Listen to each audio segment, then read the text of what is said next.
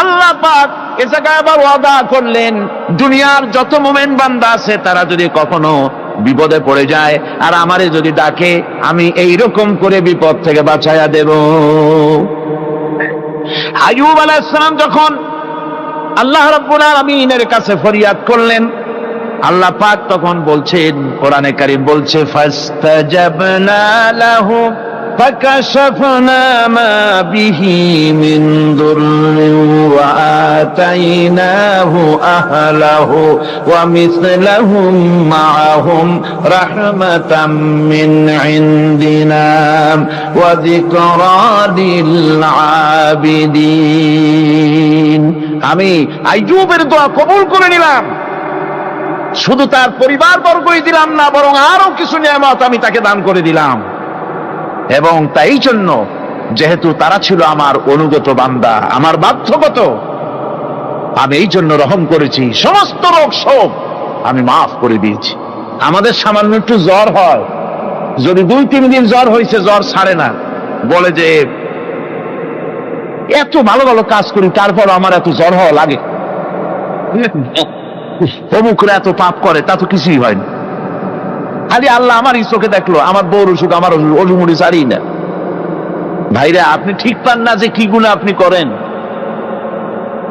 কোরআনে কারীম বলছি, ওয়ামা আসাবাকুম মিন মুসিবাতিন ফাবিমা কাসাবাত আইদিকুম ওয়া ইয়াফু আন কাসীর।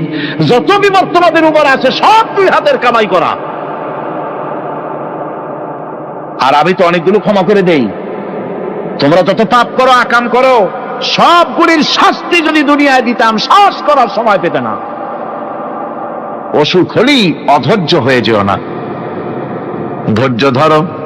আল্লাহ পাক বলেন, শুধু আইয়ুব নয়, ওয়া ইসমাঈল ওয়া ইদরিস ওয়া যাল কিফলি কুল্লুম মিনাস সাবিরিন। এইভাবে করে ইসমাঈল, ইদ্রিস, যুলকিফল সবাই ছিল ধৈর্যশীল। জোরে বলেন সুবহানাল্লাহ।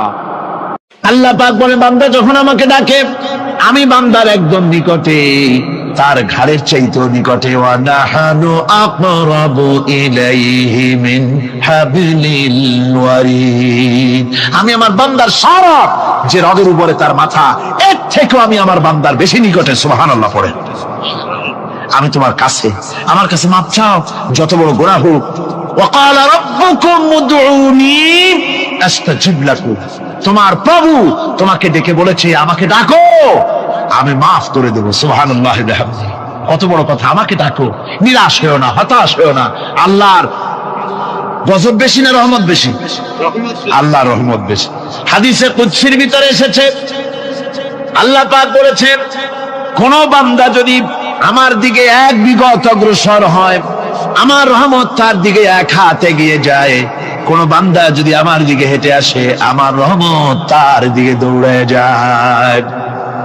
বান্দা যখন আল্লাহর দরবারে 2 হাত উঁচু করে চোখের পানি ফেলে দেয়, মুসলিম শরীফের হাদিসের ভিতরে এসেছে, গভীর রাত্রে, রাতের 3য় অংশে আল্লাহ রাব্বুল আলামিন প্রথম আকাশে আসেন আর ডেকে বলেন, পৃথিবীতে আছো নাকি কেউ গুনাহ করে জীবন বরবাদ করে দিয়েছো, আমার কাছে মাফ চাও।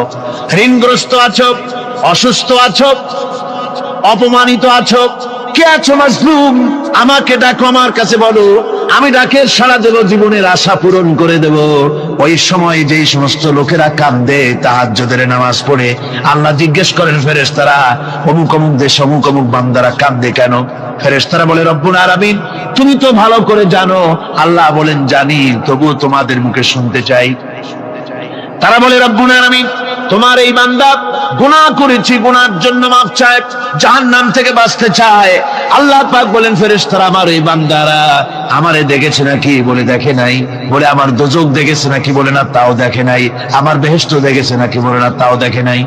আল্লাহ পাক বলেন, ফেরেশতারা সাক্ষী থাকো, ওরা আমাকে দেখে নাই, আমার বেহেশত দোজখ কিছুই দেখে নাই, শুধুমাত্র আমার নবীর কথা, আমার কোরআনের কথা বিশ্বাস করে আরামের ঘুমকে হারাম করে যেভাবে তারা কাঁদতেছে, সাক্ষী থেকে যাও ফেরেশতারা, আবার রহমতের দরিয়ায় জোশ মেরেছে আমার ওই ক্রন্দনরত বান্দাগুলিকে আমি আল্লাহ মাফ করে দিলাম। সুতরাং মুমিন বান্দা যারা, আল্লাহর মুমিন বান্দা যারা, এই ইমানের কোয়ালিটি, এটাও হতাশায় নিরাশায় ভেঙে পড়বে না। গুনাহ তো মানুষই করে, গুনাহ হয়ে গেছে মাপ চাও। তোমার গুনাহ কদ্দুর? তোমার গুনাহ যদি হয় পাহাড় সমান, আল্লাহর রহমত আকাশ সমান।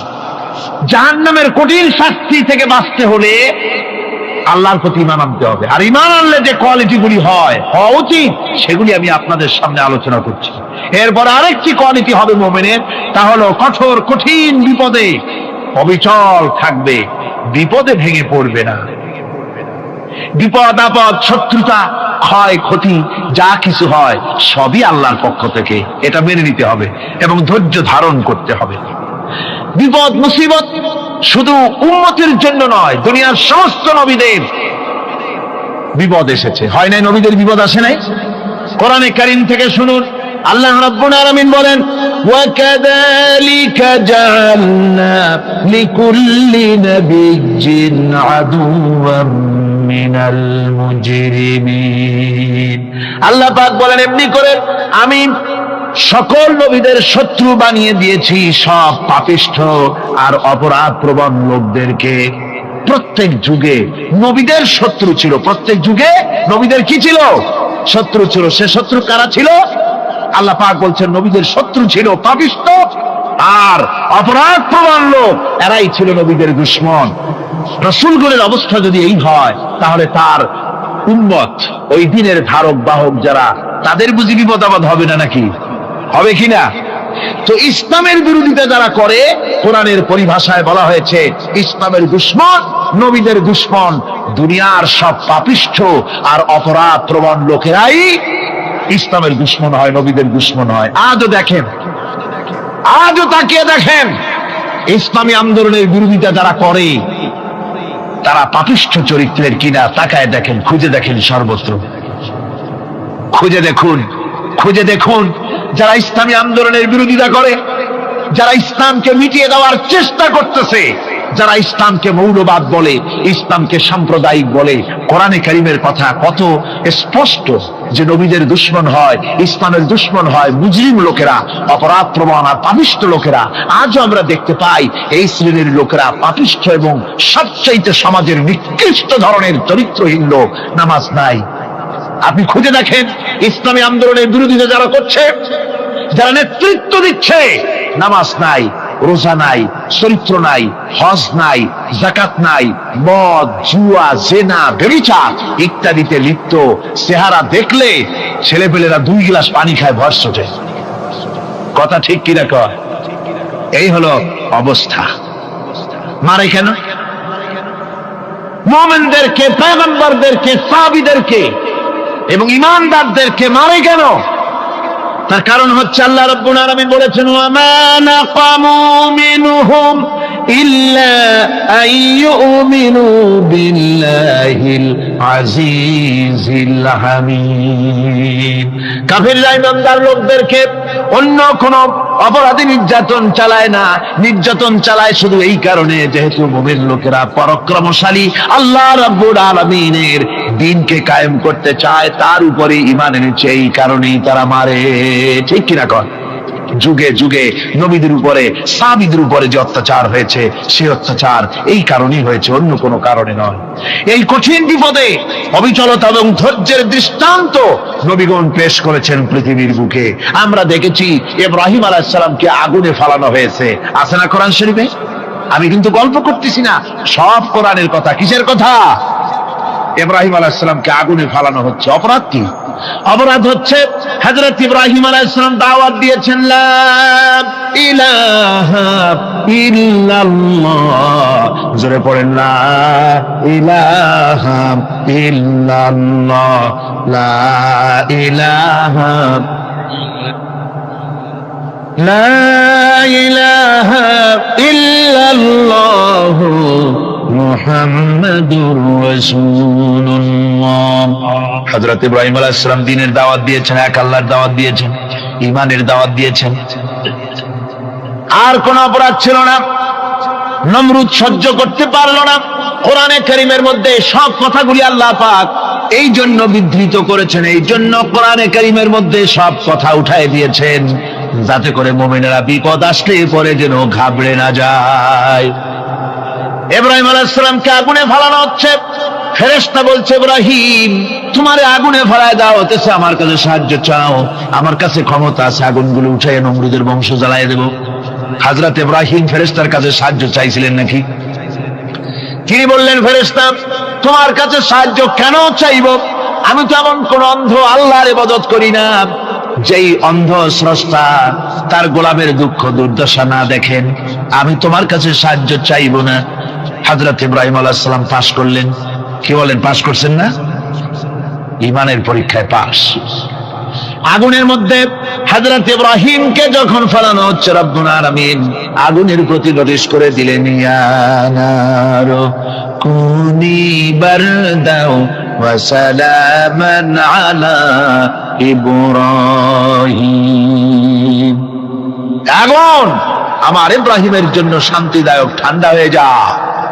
এখন কি আর আগুনের বাপের ক্ষমতা আছে ইব্রাহিমকে পোড়ানো? আর ক্ষমতা নাই। আমার বন্ধুগণ, ইব্রাহিম আগুনের ভিতরে আরামে বসা আছেন, আর ওদিকে নমরুদ বসে বসে দেখতেছে দূর থেকে। ইব্রাহিম তো জ্বলে না, গায়ের মধ্যে আগুন জ্বলে গেল।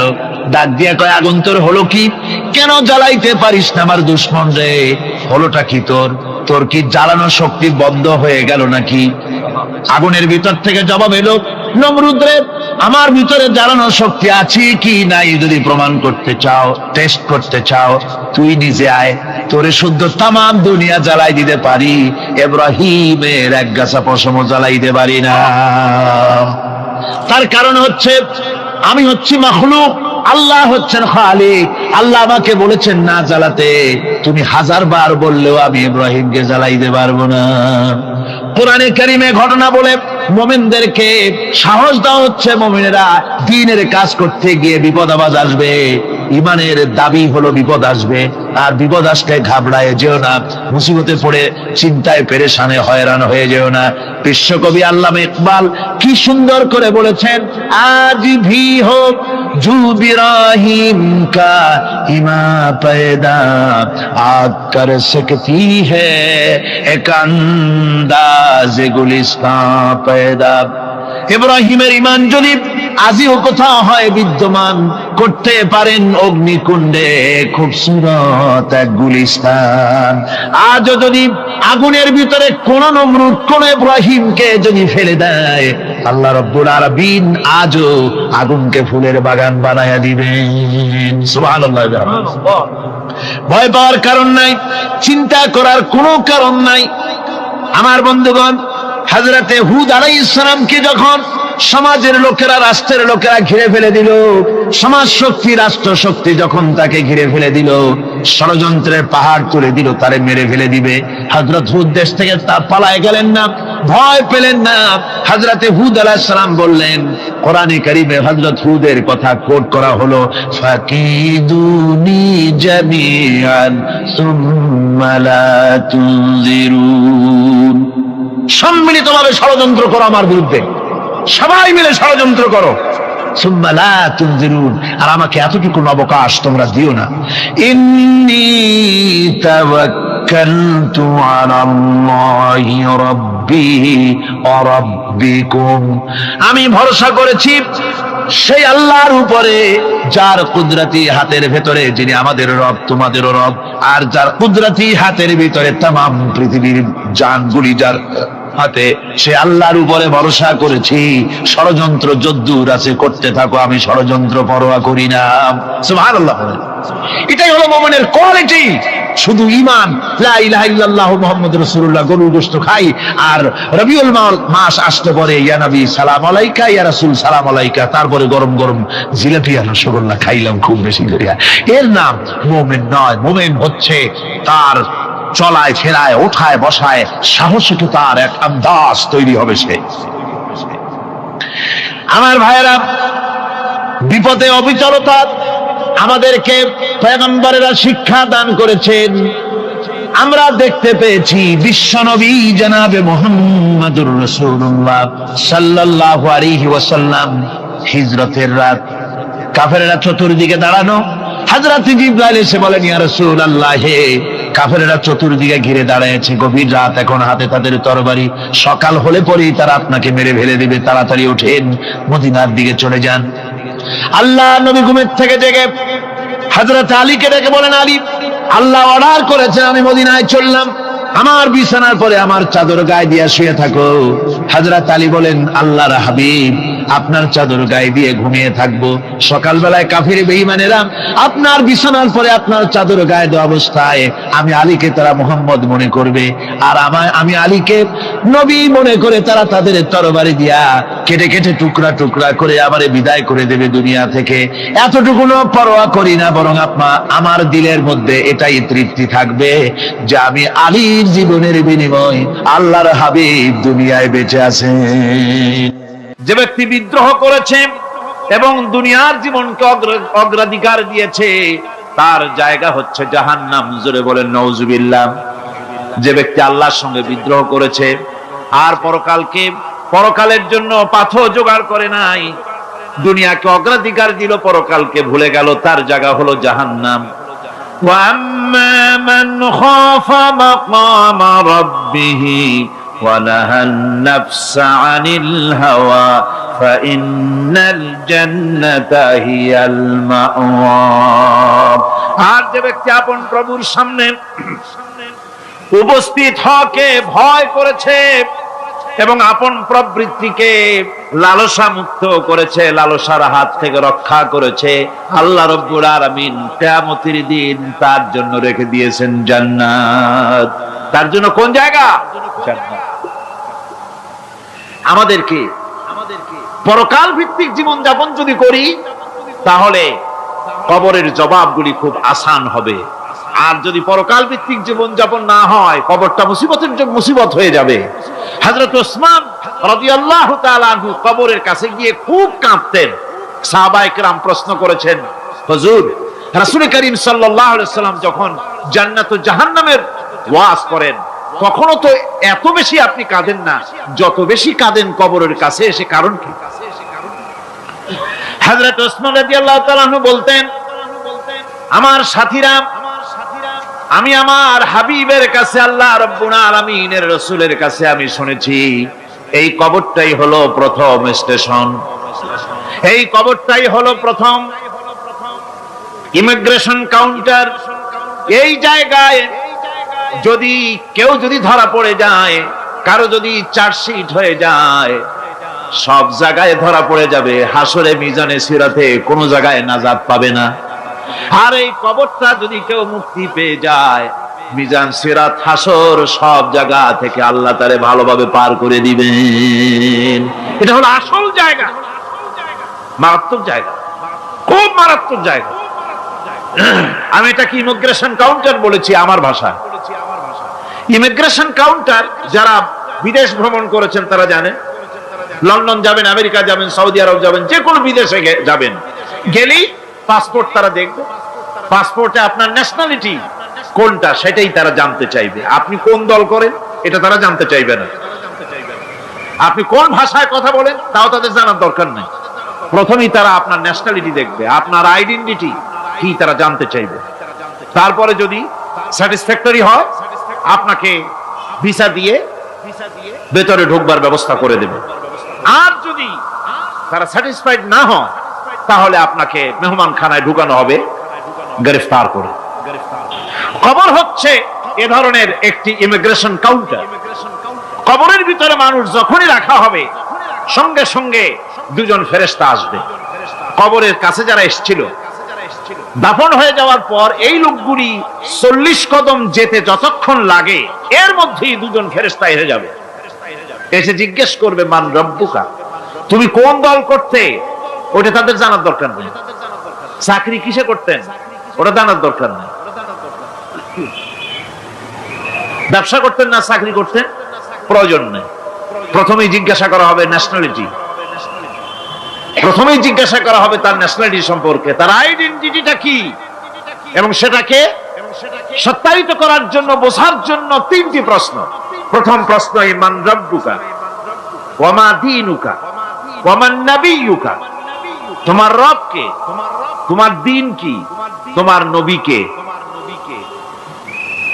যদি এই ব্যক্তি বেঈমান হয়, মুনাফিক হয়, সে বলবে হায় হাতা লা আদরি, হায় হাতা লা আদরি, জানি না আমার রবকে, আমি জানি না। তোমার দিন কি, দিন কারে কয় বুঝি না। এরপরে আল্লাহর নবী জনাবে মুহাম্মদ রাসূলুল্লাহ সাল্লাল্লাহু আলাইহি ওয়াসাল্লাম কে দেখানো হবে, বলা হবে মা কুনতা তাকুলু ফি হাদার রাজুল, এই ব্যক্তি সম্পর্কে তোমার ধারণা কি নিকে, বলবে আমি চিনি না। নাউযুবিল্লাহ। বাস, এরপরে তার যা হবার তাই শুরু হয়ে যাবে। আর যদি বান্দাটা মুমিন হয়, প্রশ্ন করা হবে মান রাব্বুকা, জবাব দেবে রব্বি আল্লাহ, আমার রব আল্লাহ রাব্বুল আলামিন। ওয়া মা দীনুকা, দীনুনা ইসলাম, আমার দিন হচ্ছে ইসলাম। এরপরে আল্লাহর নবীকে দেখানো হবে। কয়েক রকমের বর্ণনা আছে, কোন বর্ণনায় আছে হুজুরের আকারে দেখানো হবে, অথবা রাসূলকে সরাসরি দেখানো হবে। বলা হবে মা কুনতা তাকুলু ফি হাদার রাজুল, এই লোকটি সম্পর্কে ধারণা কি। মুমিন ব্যক্তি বলবে হাদা নবিয়ুনা মুহাম্মাদুর রাসূলুল্লাহ সাল্লাল্লাহু আলাইহি ওয়াসাল্লাম, ইনি আমার তো সেই নবী মুহাম্মাদুর রাসূলুল্লাহ সাল্লাল্লাহু আলাইহি ওয়াসাল্লাম। আমরা যেন এই রকমের জবাব দিতে পারি, আল্লাহ কবুল করো। সকলে জোরে বলেন আমিন। জবাব হয়ে যাওয়ার পর গায়ব থেকে আওয়াজ আসবে ফাফরিশু বিল জান্নাতি ওয়ালবিসু বিল জান্নাহ, ও আমার ফেরেশতারা আমার এই বান্দাকে জান্নাতের পোশাক পরায়া দাও, আর কবরটাকে জান্নাতের বিছানা বিছায়া দাও। জান্নাতের পোশাক পরায়া দাও, জান্নাতের বিছানা বিছায়া দাও। ইলা মাদ্দা বাসারিহি, তার চোখের দৃষ্টি যত দূর যায় কবরটা ততটা প্রশস্ত করে দাও। এরপর বেহেশতের পোশাক পরাইয়া, বেহেশতের বিছানা বিছায়া ফেরেশতা বলবে নম কানাউমুল উরুস, ঘুমিয়ে যাও। দুলামিয়া যেমন বাসর সজ্জায় নতুন বউ নিয়ে আরামে ঘুমায়, এরকম আরামে ঘুমায় যাও। ইলা ইয়াউমিল কিয়ামা, কিয়ামত পর্যন্ত ঘুমায় থাকো, আরামে ঘুমিয়ে থাকবে। এরপরে সিংহায় ফুৎকার হবে, সিংহার ফুৎকারের আওয়াজে তার ঘুম ভেঙে যাবে। বলবে ইয়া ওয়াইলানা মান বা'থানা মিন মারকাদিনা, হায় আফসোস, আমার এত আরামের ঘুম থেকে কে আমাকে জাগ্রত করলো, আমার ঘুমটারে নষ্ট করলো কে। আওয়াজ আসবে হাযা মা ওয়াদার রহমান ওয়া সাদাকাল মুরসালুন, এটা হচ্ছে রহমানের সেই ওয়াদা, আর মুরসালিনরা নবীরা সত্য কথাই বলেছিলেন, সেই কিয়ামত অনুষ্ঠিত হচ্ছে। আমার বন্ধুগণ, সেজন্য এই দুনিয়ার মোহে পড়ে থাকলে পরে দুনিয়ায় যারা অগ্রাধিকার দিবে দুনিয়াকে পরকালের তুলনায়, জবাব দিতে পারবে না কবরের ভিতরে গিয়া। আর যারা পরকালকে অগ্রাধিকার দিবে, দুনিয়ার চাইতে পরকালকে বেশি অগ্রাধিকার দেবে, আর আল্লাহর ভয় কলিজার ভিতরে রাখবে, কবরের জবাব সঠিকভাবে দিতে পারবে, কিয়ামতের দিন আল্লাহ রাব্বুল আলামিন তাদের জন্য জান্নাত দান করবেন। জোরে বলেন আমিন। দুনিয়াটা হচ্ছে দুনিয়া যেখানে আমরা আছি। আমি আগেই বলেছি দুনিয়া হচ্ছে আদনা শব্দ থেকে এর উৎপত্তি হয়েছে। তুচ্ছ, নিকৃষ্ট, এটার দাম নাই, এটার মূল্য নাই। হযরত ইবনে কাইয়িম রাহিমাহুল্লাহ নওয়ারাল্লাহু মারকাদাহু ওয়া জাআলাল জান্নাতা মাথওয়াহু, হযরত ইবনে কাইয়িম তিনি বলছেন, সুন্দর করে বলছেন দুনিয়া সম্পর্কে, মা মাদা ফিদ দুনিয়া আহলামুন ওয়া মা বাকিয়া মিনহা আমানি ওয়াল ওয়াক্তু বাইনাহুমা দাইউন। মা মাদা ফিদ দুনিয়া আহলামুন, জীবনের যে অংশ ফেলে এসেছি সেটা আজ একটা স্বপ্ন। ওয়ামা বাকিয়া মিনহা আমানি, আর জীবনের যে অংশ সামনে বাকি আছে সেটা এখন একটা আকাঙ্ক্ষা। ওয়াল ওয়াক্তু বাইনাহুমা দায়ুন, আর এর মাঝখান থেকে সময় সব চলে যাচ্ছে। কত বড় কথা চিন্তা করেছেন? জীবনের যে অংশ ফেলে এসেছি তা আজকে স্বপ্ন, তা কি বলেন? স্বপ্ন। আর সামনে যা আছে সেটা আকাঙ্ক্ষা, আর মাঝখান থেকে সময় সব চলে যাচ্ছে। এরপরে তিনি বলছেন وَمَن يَسْحَبِ الدُّنْيَا يَكُنْ مِثْلَ قَابِضٍ عَلَى الْمَاءِ خَالَتْهُ فُرُوجُ الْأَصَابِعِ। দুনিয়াদারের অবস্থা হচ্ছে এই, কেউ যদি দুই হাতে পানি খামসায় ধরে, দুই হাতে কি ধরছে বলেন? দুই হাতে পানি খামসায় ধরেছে, খুব মজবুত করে ধরেছে, 2 মুঠ পানি। বলেন থাকবে কতটুকু? কতটুকু থাকবে? 1 ফোঁটাও থাকবে না, কারণ তার আঙ্গুলের ফাঁক তার সাথে খেয়ানত করবে, আঙ্গুলের ফাঁক দিয়া পানিগুলি সব বেরিয়ে চলে যাবে। সুতরাং দুনিয়া যারা চায় তারা ঠিক পানি খামসায় ধরলে পানি যেমন হাতের ভেতর থেকে খেয়ানত করে চলে যায়, যারা দুনিয়া চায় দুনিয়াও তাদেরকে এভাবে ফাঁকি দিয়ে চলে যায়। তবুও দুনিয়ার মায়া মানুষের এত বেশি। আল্লাহর নবী বলেন লাউ কানা লি ইবনি আদামা ওয়াদিন মিন যাহাবিন লাহাব্বা ইয়াকুনা লাহু সারিন, এই পৃথিবীতে যদি কাউকে একটা মাঠ ভরে যদি সোনা দেওয়া যায়, লোকটা বলবে রব্বুল আলামিন আমি যদি আরেকটা মাঠ এরকম সোনা ভরা পেতাম। দ্বিতীয় আরেকটা মাঠ দেওয়া হলে আবার বলবে যদি তৃতীয় আরেকটা মাঠ সোনা ভরে যদি পেতাম। নবীজি বলেন ওয়ালা ইয়ামলাউ জাওফু ইবনু আদামা ইল্লা তুরাব, মানুষের পেট 3.5 হাত মাটি ছাড়া, কবরের মাটি ছাড়া মানুষের পেট ভরবে না।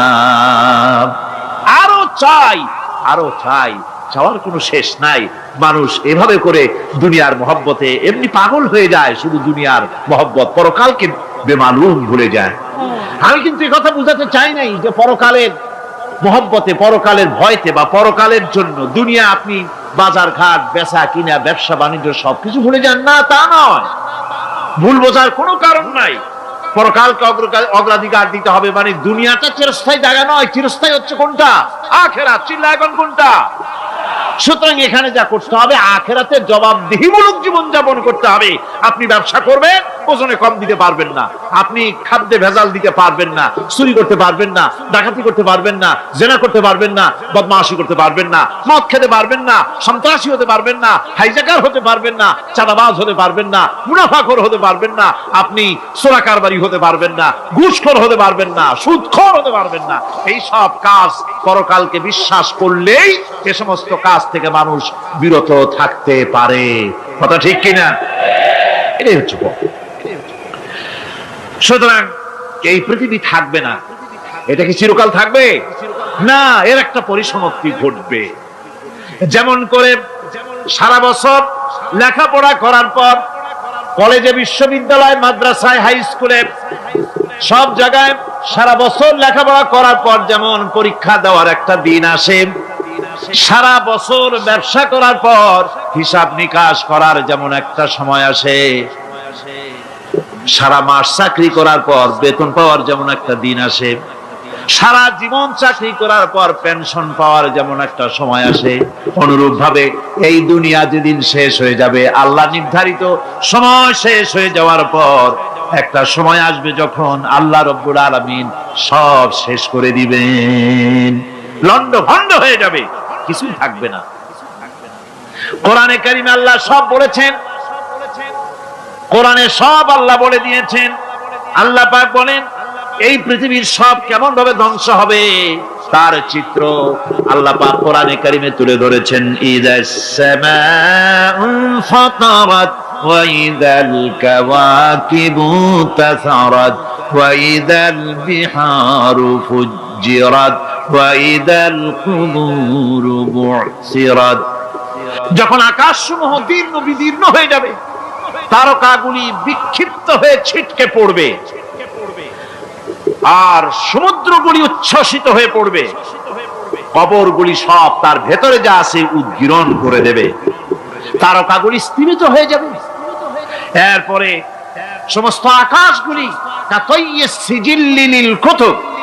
কিতাবের পৃষ্ঠার মতো একটার পরে একটা ঠাস ঠাস করে পড়তে থাকবে, চূর্ণ বিচূর্ণ হয়ে ভেঙে চুরে একাকার হয়ে যাবে।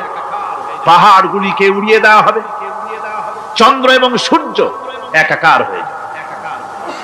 আল্লাহ রাব্বুল আলামিন বলেন, ফাইদা বারিকাল বাসার ওয়া খাসাফাল কমার ওয়া জুমিআশ শামসু ওয়াল কমার। চক্ষু যখন বিস্ফারিত হয়ে যাবে, চাঁদ যখন তার আলো হারিয়ে ফেলবে, সূর্য যখন তার আলো হারিয়ে ফেলবে, চাঁদ আর সূর্য সব একাকার হয়ে যাবে। সেই সময়ের অবস্থাটা কি চিন্তা করো। মানুষ হয়রান হয়ে দৌড়াদৌড়ি করবে। ওয়াহুমিলাতিল আরদু ওয়াল জিবালু ফাদুক্কাতা দাক্কাতান ওয়াহিদা। জমিন এবং পাহাড়গুলির মধ্যে আল্লাহ রাব্বুল আলামিন সংঘর্ষ বাঁধিয়ে দিবেন। পাহাড়গুলি ভেঙে চুরে টুকরা টুকরা হয়ে যাবে। পাহাড়গুলি উঁচু করে জমিনের উপরে আছাড় মেরে আল্লাহ রাব্বুল আলামিন ভেঙে চুরে চুরমার করে দিবেন। সুবহানাল্লাহ।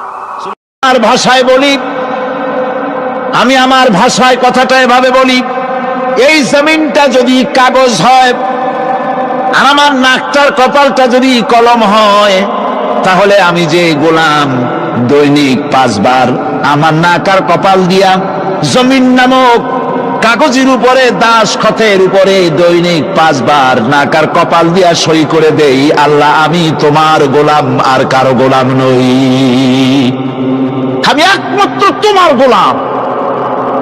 ঘুমের থেকে উঠে সেজদা দিয়ে বলি, দুপুরের সময় কাজ ফলাইয়া আর একবার বলি, বিকেল আসার আগেই আসরে আর একবার বলি, দিন যখন শেষ হয় আর একবার বলি, রাতে যখন শুতে যাই আর একবার সেজদা দিয়া ঘোষণা করি, মাবুদ আমি তোমার গোলাম। সুবহানাল্লাহ। নামাজ হচ্ছে ইসলামের গণ্ডির মধ্যে প্রবেশের প্রমাণ।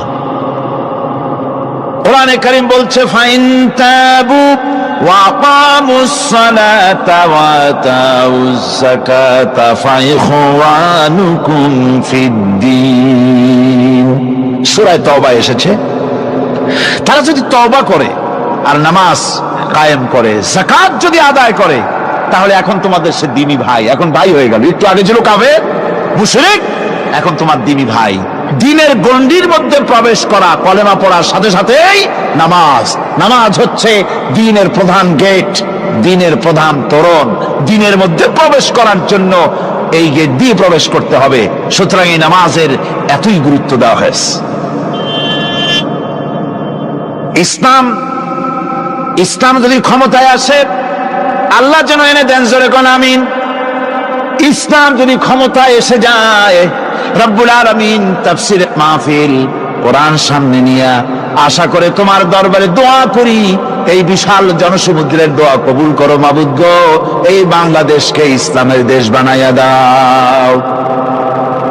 দেশটা যদি ইসলামের হয়ে যায়, আইন যদি আল্লাহর হয়, শাসন যদি সৎ লোকেরা করে, রব্বুল আলামিন কোরআন শরীফে বলেন, তাহলে তারা 4টা কাজ করবে। আল্লাযীনা মাক্কান্নাহুম ফিল আরদ আকামুস সালাতা ওয়া আতাউজ যাকাত ওয়া আমারু বিল মারুফি ওয়া নাহাউ আনিল মুনকার।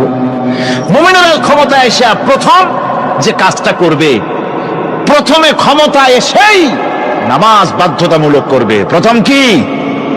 ওয়াজ নসিহতে অনুরোধ করা হবে না, বাবাজিরা আল্লাহর রাস্তায় নামাজটা পড়ে না।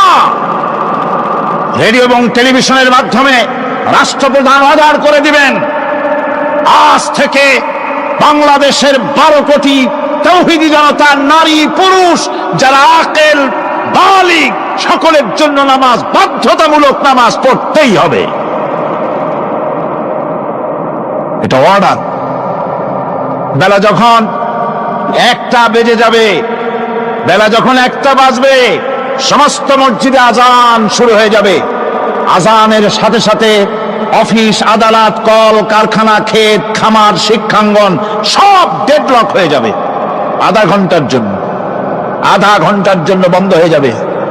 যারা মুসলমান অফিসে, কলেজে, ইউনিভার্সিটিতে, সর্বত্র তারা নামাজের জন্য প্রস্তুতি নেবেন। আধা ঘন্টার ভিতরে নামাজ আর খানা সেরে আবার কলেজ চলবে, বিশ্ববিদ্যালয় চলবে, কল চলবে, কারখানা চলবে, ক্যান্টনমেন্ট চলবে, সেক্রেটারিয়েট চলবে, সব আপন গতিতে চলতে থাকবে। আল্লাহর রহমত, বরকত আকাশ ফেরে নাজিল হয়ে যাবে। আর এই অর্ডার যে দেওয়া হবে, নামাজ পড়বেন সেখানে। থানায় যখন আজান হবে, থানায় আজান হয়ে গেছে, থানার স্টাফ, পুলিশ যারা আছে জামাতে খাড়া হয়ে যাবে, ইমামতি করবেন ওসি সাহেব। এসপির অফিসে এসপি সাহেব ইমামতি করবেন, ডিসি সাহেব তার অফিসে ইমামতি করবেন, মন্ত্রী সেক্রেটারিয়েট ইমামতি করবেন, প্রেসিডেন্ট বঙ্গভবন ইমামতি করবেন, বিশ্ববিদ্যালয়ের ভাইস চ্যান্সেলরের ইমামতিতে সে জায়গার মুসলমান ছাত্র ছাত্রী, শিক্ষক শিক্ষয়িত্রী এক জামাতে নামাজ আদায় করবে। এই যদি হয় চিত্র দেশের, অপরাধ থাকবে? থানায় ওসি সাহেব নিজেই যদি জামাতের ইমামতি করেন, এইভাবে নামাজ আদায় করেন পুলিশদের নিয়ে জামাতে, বুশ আর খাবে তারা? এসপি সাহেবের অফিসে, ডিসি সাহেবের অফিসে মন্ত্রীরা যদি এভাবে নামাজ কায়েম করে, তাহলে কি অন্যায় অপরাধ কিছু থাকবে সমাজে? থাকবে না। সুতরাং নামাজ বাধ্যতামূলক করে দেওয়া হবে। নামাজ বাধ্যতামূলক, সকলকে নামাজ পড়তে হবে। নামাজ হচ্ছে অপকর্মের প্রতিবন্ধক। নামাজ পড়লে অন্যায় কাজ থেকে বাঁচার পর, অন্যায় থেকে বাঁচাই কিসে? নামাজ। আল্লাহ রাব্বুল আলামিন বলেন, উতলু মা উহিয়া ইলাইকা মিনাল কিতাবি ওয়া আকিমিস সালাম ইন্নাস সালাতা তানহা আনিল ফাহশাই ওয়াল মুনকার। হে নবী, এই কিতাব তেলাওয়াত করো, যা তোমার প্রতি অবতীর্ণ করা হয়েছে, এই কিতাব তেলাওয়াত করো আর নামাজকে প্রতিষ্ঠা করো। নিঃসন্দেহে নামাজ মানুষকে পাপাচার থেকে বাঁচায়া দেয়। অশ্লীলতা, পাপাচার থেকে মানুষকে বাঁচায় কে? জোরে চিল্লায় কোন কে? নামাজ। এই নামাজ মানুষকে অন্যায় কাজ থেকে বাঁচায় দেয়। নামাজ যে মানুষকে অন্যায় কাজ থেকে বাঁচায়, কেমনে বাঁচায়? আমরা যে নামাজ পড়ি, এই নামাজে তো আমাদেরকে অন্যায় কাজ থেকে বাঁচাইতে পারে না। নামাজি বহুত মানুষ আছে অন্যায় করে, করে কিনা কোন? না করে না? করে। নামাজি অথচ অন্যায় করে। আর আল্লাহ বলছেন নামাজিকে, নামাজ তাকে অশ্লীলতা থেকে ফিরায়। তাহলে কথা কারটা ঠিক? আল্লাহটা। জোরে বলেন, কারটা ঠিক? অবশ্যই আমার আল্লাহর কথা হক। আমি ভুল করতেছি, আমি যেন কোথাও ভুল করতেছি, সামথিং ইজ রং, কোথাও যেন আমরা ভুল করে বসতেছি, সেই ভুলটা কি আমরা আবিষ্কার করতে চেষ্টা করবো ইনশাআল্লাহ। প্রথম যে কথাটা সেটা হচ্ছে এই যে আমরা যা নামাজে পড়ি আমরা তা বুঝি না। কথা ঠিক কিনা? আমি যদি এখন প্রশ্ন করি সামি আল্লাহু লিমান হামিদা অর্থ কি কোন, ফার্স্ট ডিভিশনে কয়েকটা লেটার নিয়ে ফেল করবেন এরকম লোক আছেন না নাই? সুবহান রাব্বিয়াল আলা অর্থ কি জানি না, সুবহান রাব্বিয়াল আযীমের অর্থ কি জানি না, দোয়ার কুনুত অর্থ কি জানি না, তাশাহুদ অর্থ কি জানি না, সূরা ফাতিহার অর্থ কি জানি না। এমন কি উযুর মধ্যে কয়টা ফরজ তাও অনেকের জানা নাই। কথা কি বেশি বললাম না ঠিক বলছি? একজনে জিজ্ঞেস করলো, মিয়া উযুতে কয় ফরজ? কয় হুজুর কি মনে করেন এটা বুঝি জানি না, এটা তো সাধারণ ব্যাপার, বলেন না কয় ফরজ? কয় উযুতে তো 17 ফরজ। কি কি? কয় হাত ধোয়া, পাও ধোয়া, মুখ ধোয়া, নাক ধোয়া, চোখ ধোয়া, জিহ্বা ধোয়া, মাথা ধোয়া। বলতে বলতে গুনে দেখা গেল প্রায় 19টার মতো বলছে। বলা হলো, মিয়া বললেন আপনি উযুতে ফরজ 17টা, কইলেন আপনি 19টা। কয় হুজুর জানি আরো, বলি না আপনাদের ভয়তে। উযু জানে না, নামাজ জানে না, তাকে এই নামাজ কেমনে ফিরাবে অন্যায় কাজ থেকে? কথা বুঝতে পেরেছেন? নামাজে আল্লাহু আকবার বললাম, এরপরে সানা পড়লাম, তারপরে সূরা ফাতিহা পড়লাম। সূরা ফাতিহার ভিতরে যে সমস্ত কথাগুলি বললাম সেই কথাগুলি বুঝি না, কি বলেছি তাও জানি না।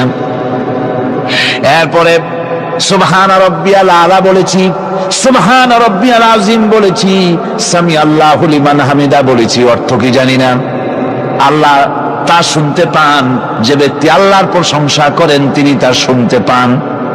নামাজের মধ্যে আইডিয়া দেওয়া হচ্ছে, তুমি যে আল্লাহর জন্য নামাজ পড়তেছো, প্রশংসা করতেছো, এটা এমন নয় যে আল্লাহ পাক দেখছেন না বা শুনতেছেন না। তুমি যা বলতেছো, প্রশংসা করতেছো, আল্লাহ পাক তা শুনতে পাচ্ছেন। সামি আল্লাহু লিমান হামিদা, সুবহান রাব্বিয়াল আলা। আমি মহান সর্বশ্রেষ্ঠ আল্লাহ রাব্বুল আলামিনের পবিত্রতা ঘোষণা করছি, আমি তার প্রশংসা করছি। সূরা ফাতিহার কি আমরা বলি আপনারা ব্যাখ্যা দেখে বুঝে নিন, সেগুলি আমি এখানে বলে বাকি কথা সব শেষ করতে পারবো না। নামাজে কি পড়েন সেটা যদি জানতেন, অবশ্যই আল্লাহ রাব্বুল আলামিনের কথা কার্যকরী হয়ে যেত। ইন্নাস সালাতা তানহা আনিল ফাহশাই ওয়াল মুনকার। নামাজ মানুষকে পাপের কাজ, অশ্লীলতা থেকে ফিরাতে পারে। আল্লাহ ইন্না বসায়ছেন, নিশ্চয়ই, বেশক, অবশ্যই নামাজ পাপ থেকে ফিরাবে। কিন্তু কেমনে ফিরাবে নামাজ তো বুঝি না, নামাজ তো বুঝি না। খালি সেজদা দেয় জনমের মতো, আর সেজদা কি? নামাজে যদি দেখে ইমাম দেরি করতেছে, আত্তাহিয়াত পড়তে দেরি হয়ে যাচ্ছে, পিছন থেকে সিগন্যাল মারে, ঠিক কিনা? বেয়াদব, বেয়াদব। তোমার নামাজ, তোমার আত্তাহিয়াত আগে শেষ হয়েছে, তাতে কি হয়েছে? চুপ করে বসে থাকো। ইমামকে কাশি দিয়া সতর্ক করার অধিকার তোমার নাই। যদি ইমামকে সতর্ক করার জন্য কাশি দিয়ে থাকো, তোমার নামাজ ফাসেদ হয়ে যাবে। এটা ফাজলামি করার জায়গা না, এটা নামাজ। এর নাম কি? ধীরে সুস্থে নামাজ পড়তে হবে। অনেকে মসজিদ চালে মনে করে জেলখানা, ঢুকতে যত দেরি, বেরোতে পারলে যেন বাসে যান ছটফট করে। সিনেমার মধ্যে গিয়ে ঘন্টার পর ঘন্টা বসে থাকে, খারাপ লাগে না? মসজিদে কেরাত যদি একটু লম্বা পড়ে, পিছনে বসে খালি কি যে করে, মনে মনে বলতে থাকে যে ইমাম এমন কাঁচা ছাড়া ছাড়ি না। আর গান যখন শোনে, শুনতেই থাকে, কত মজা, ঘুম আসে না। নাউযুবিল্লাহ। সুতরাং নামাজে কি বলেন সেটা আপনাকে বুঝতে হবে।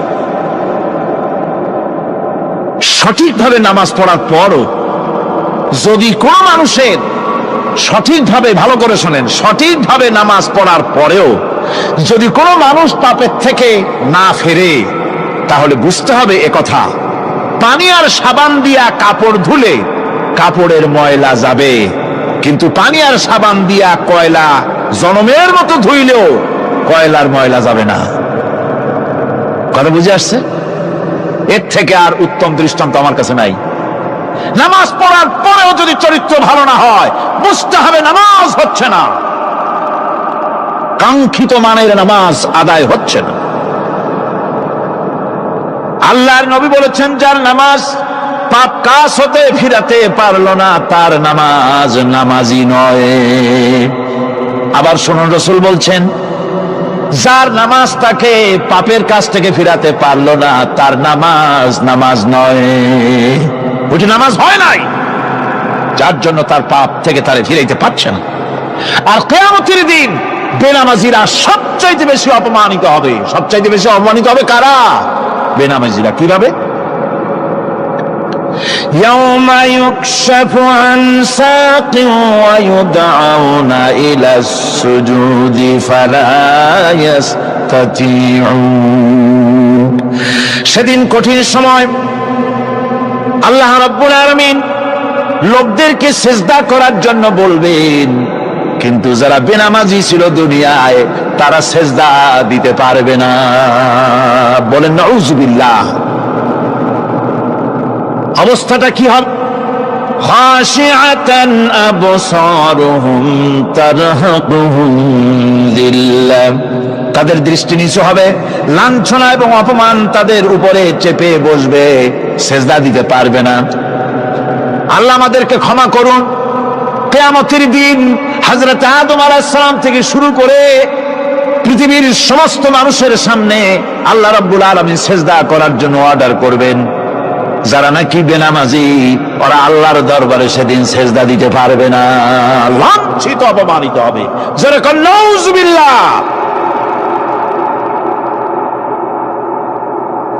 নামাজ, মুমিনের নামাজ একরকম, মুনাফিকের নামাজ হলো আর এক রকম। মুনাফিকরাও নামাজ পড়ে কিনা কন? মুনাফিকেরাও নামাজ পড়ে। মুনাফিকরা যখন নামাজ পড়তে যায় আল্লাহ রাব্বুল আলামিন বলতেছেন ওয়াইদা কামু ইলাস সালাতি কামু কুসালা। মুনাফিকেরা যখন নামাজ পড়তে দাঁড়ায়, নামাজে আসে ঠিক তারা, কিন্তু নামাজের জন্য দাঁড়ায় খুব শৈথিল্য ভাবে দাঁড়ায়, কাহিলি সুস্তি, এ জায়গা চুলকায়, পায়জামা ধরে টান দেয়, টুপিটা ঘুরে আয়, এদিক ওদিক তাকায়। মুনাফিকের নামাজ দেখলেই ঠিক পাওয়া যায় যে বেটা মুনাফিক। এইভাবে সে দাঁড়ায়। তার নামাজটা কি জন্য? ইউরাউনান নাসা ওয়ালা ইয়াযকুরুনাল্লাহা ইল্লা কালিলা। তাদের নামাজ হচ্ছে মানুষকে দেখাবার নামাজ। নাউযুবিল্লাহ। এখন দেখবেন এই মৌসুম আসছে, নামাজের মৌসুম, বেনামাজিদের নামাজের মৌসুম। জনসভা হচ্ছে, নির্বাচন আসতেছে, নামাজে রক্ত হয়ে গেছে, তাড়াতাড়ি আজান হয়ে গেল।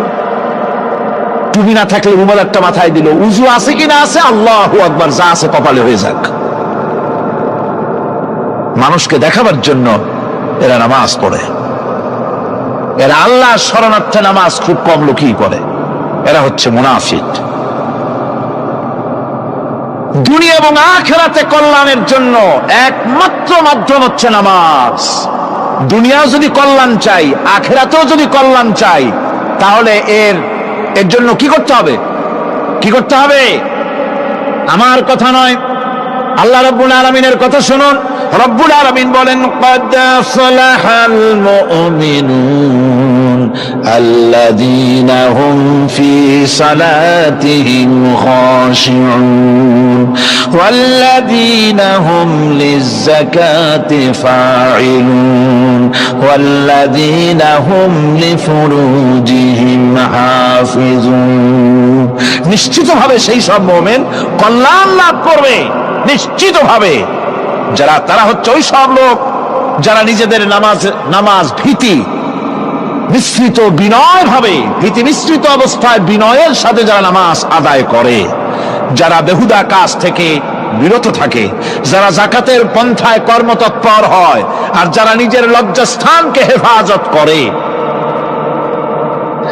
এরপরে আল্লাহ পাক বলেন ওয়াল্লাযীনা হুম লিআমানাতিহিম ওয়া আহদিহিম রাউন ওয়াল্লাযীনা আলা সালাওয়াতিহিম ইউহাফিজুন ওয়াল্লাযীনা আলা সালাতিহিম হাফিজুন।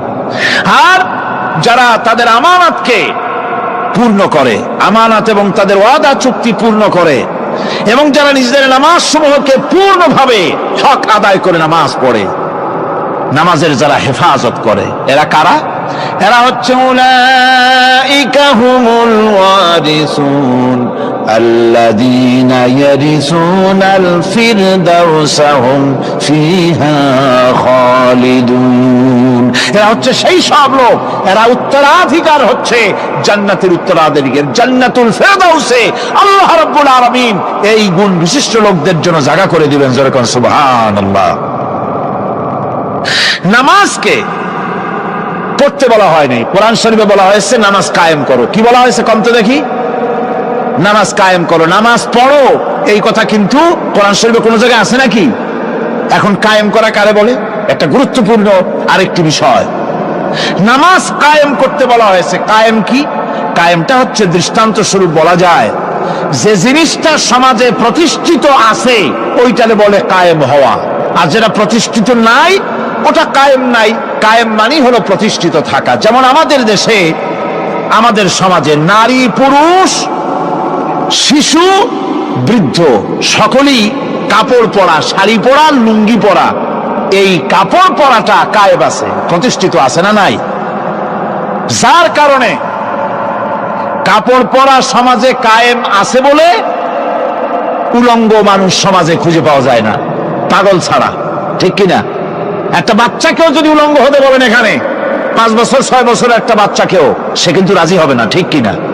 যেহেতু কাপড় পরা সমাজে প্রতিষ্ঠিত আছে, সেহেতু উলঙ্গ মানুষ পাওয়া যায় না, কাপড় পরাটাই এখানে প্রতিষ্ঠিত। সুতরাং এখন অবস্থাটা এই হয়েছে, কাপড় পরা প্রতিষ্ঠিত আছে বলে কোন উলঙ্গ মানুষ এসে যদি এই মঞ্চে দাঁড়ায় আর বলে আমাকে একটু বক্তৃতা করতে দেন, আপনারা কি করবেন? মঞ্চে তো উঠতেই দিবেন না। উলঙ্গ মানুষ যদি কোনো চাকরি নিতে যায় ইন্টারভিউতে, তাকে লাইনে দাঁড়াইতে দেবে? দেবে না। এমন কি উলঙ্গ হয়ে যদি বাড়িতে প্রবেশ করে, তার বউ দূর দূর করে তাড়ায় দেবে, ঠিক কিনা?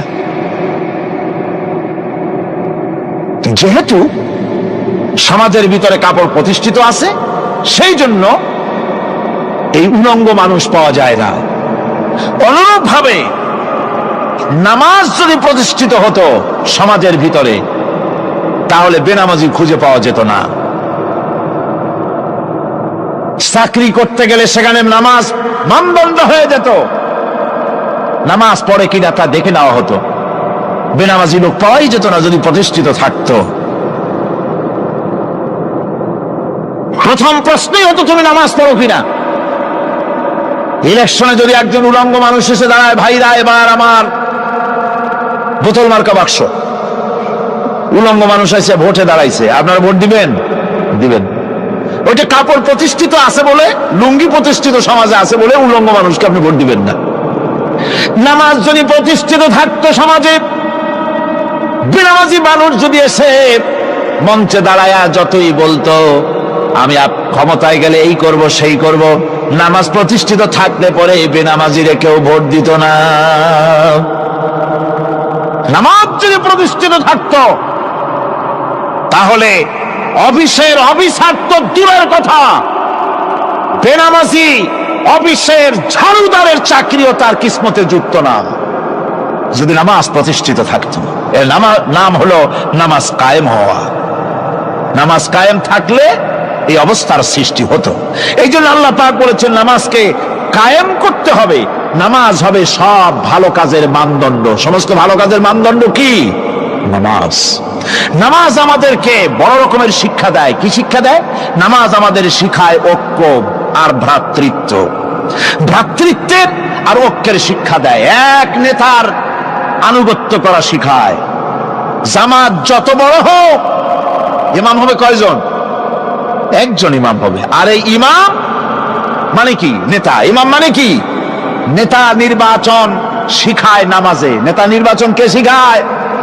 নামাজ শিখায়। বোঝেন খুব ভালো করে। কিভাবে? মনে করুন চট্টগ্রাম শাহী মসজিদে ইমাম প্রয়োজন। এখন সেই ইমাম নেওয়ার জন্য ইন্টারভিউ কল করা হলো, বিজ্ঞাপন দেওয়া হলো পত্রিকায়। অনেক আলেম আসলেন। ইন্টারভিউ বোর্ডে যারা বসলেন, তারা ইন্টারভিউটা কিভাবে নেবেন? যার মাথার চুল লম্বা বেশি তার ইমামতি দেওয়া হবে, যার লুঙ্গিটা পায়ের গিরার তলে তারে দেওয়া হবে, যার মোষটা মুখের মধ্যে গিয়া ঢুকছে, হাসি দিলে বুঝাই যায় না হাসে না কান্দে, তারে দিবে। দাড়িগুলা কামাইছে তারে দেবে। সিগারেট খায়, বা অবশ্য চট্টগ্রাম আর সিলেটে সিগারেটের ফতোয়া ভিন্ন রকম। বরিশালে আমি যেখানে জন্মগ্রহণ করেছি, আমার এলাকায় কোন আলেম যদি সিগারেট খায়, মসজিদের ইমাম তো ভালো, মসজিদ ঝাড়ু দিতেও ঢুকতে দেবে না মসজিদে। এটা এই এলাকার এক রকমের কায়দা। আমি এটার ব্যাপারে কথা নাইবে বললাম। তো আপনারা খুঁজে দেখবেন সে সিনেমা দেখে নাকি, মিথ্যা কথা বলে নাকি, বড় পর্দায় থাকে নাকি।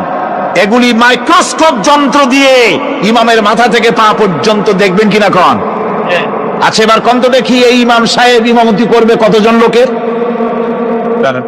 500, 1000। শাহী মসজিদে ধরেন 5000 লোক হইল। 5000 লোক, 5000 লোকের ইমাম নির্বাচনের সময় পা থেকে শুরু করে মাথা পর্যন্ত দেখেন, এমনকি বউ পর্যন্ত।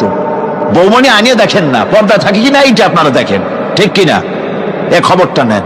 5,000 লোকের একটা ইমাম বানাতে গিয়ে মাইক্রোস্কোপ যন্ত্র দিয়ে দেখেন মোষ কেমন, দাড়ি কেমন, চুল কেমন, পাও কেমন, হাত কেমন, হাতে নখ লম্বা কিনা, দাঁতে ছাতা কিনা, বউ পর্দায় থাকে কিনা, মিথ্যা কথা কয় কিনা, এত দেখেন। আর যখন নির্বাচন আসে তখন 2.5 থেকে 3 লক্ষ মানুষের জন্য একজন এমপি নির্বাচিত হয়। সেই ইমামকে বাছাই করার জন্য নামাজ পড়ে কিনা, জিনাকার কিনা, মদখোর কিনা, সুদখোর কিনা, ঘুষখোর কিনা, বদমাশ কিনা বাছাই করা হয় না।